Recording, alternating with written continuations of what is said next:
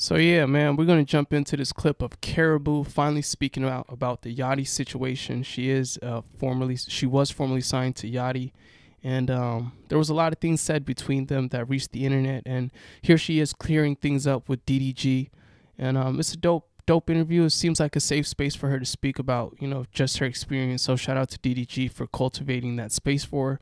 And yeah, let's listen to the clip. I'm sorry for the voice, by the way, and I am a little kind of sick, so yeah, excuse me for that. You just don't know about like how the industry really is, and like I don't even know, like it's like no way for me to explain shit without like putting other people's business out there. Like, yeah, no, don't put in my business. Person, so like, but I will say though, like a lot of people, like obviously he shared the reference for the on the radar thing, right? But people just don't know like the whole thing was the on the radar wanted to do me again because I already did it.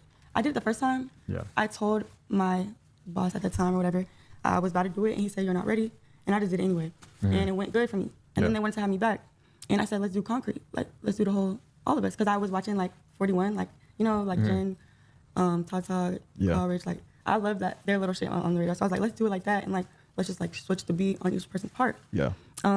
So wait, if I'm hearing her right, is she saying that 4-1 inspired the Concrete Boys, or the Concrete not label? I don't know. I haven't been following Yachty's career ever since he became a superstar. When he was early on, cold in Minnesota, for sure a fan, but like ever since he became super big, obviously, you know what I mean. But she said I was inspired by like 4-1 and stuff, so that's interesting. I don't know. Fill me in if that's the case. I set it up or whatever, and we were doing our shit in the studio. One night we started, and I wrote something, and I tried to put it in, and I didn't like it. And then we went on tour right after that, and so I'm on the bus like every night, every chance I get, I'm rewriting the verse. Like I'm rewriting the verse. I wrote it like 4 times, like, and then like my boss was, people wasn't fucking with it or whatever, and I didn't really like it that much either. I'm not gonna lie, like, and it was basically like they wanted to do it on the radar for like press. What's it called when you're about to drop an album?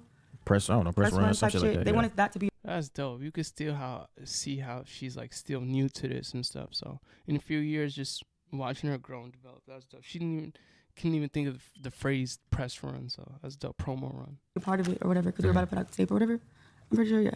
So I didn't want to do it because I didn't have my shit together. Like I didn't like my verse, and it was the night before, and I'm like, I'm not doing it. Yeah. And then the day of came. No, the night before I said I'm not doing it, and then bro literally like did a little voice message and sent it to me on the bus. And I'm like, this sounds good.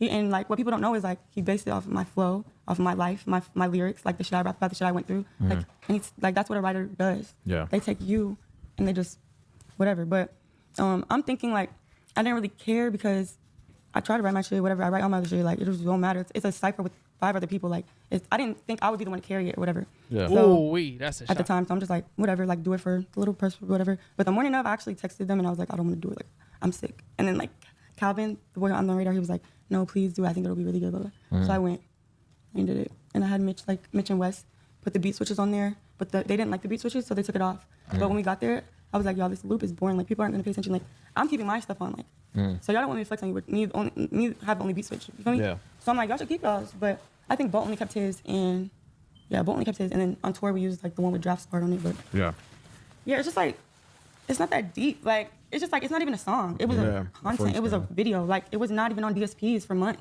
My energy has to be good. I have to feel good. I have to feel safe and comfortable. Right. So I could be happy and record like properly. If I'm nervous, if I'm thinking about some shit, like I don't need all that. Yeah. So it's just like my people need to be in there. But I pulled up the other day, nice ass studio. I was so ready to record, but he had this girl with him, and I'm like, okay, whatever. I'm gonna let it fly. Sorry. But I'm in the booth, bro. Yeah. Like over some shit I never wanted to do. Right. Like, and I used to tell my friends like, but that shit is annoying, bro. Nah, I know. That's why I'm about to just get it set up at the crib. I'm gonna learn for myself, or just have an engineer like who I fuck with, just have pull up at the crib. Because like, so I like on some singing shit. I don't consider myself a singer.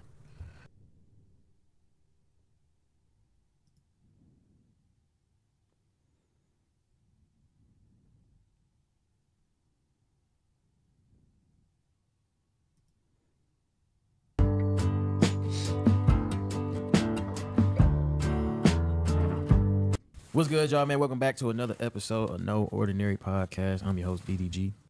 6 months. Denzel, though. I'll have to think about that. I don't think so, though. Really? They give me an M, but they give me Denzel. You can get an M with 50 M's. 50.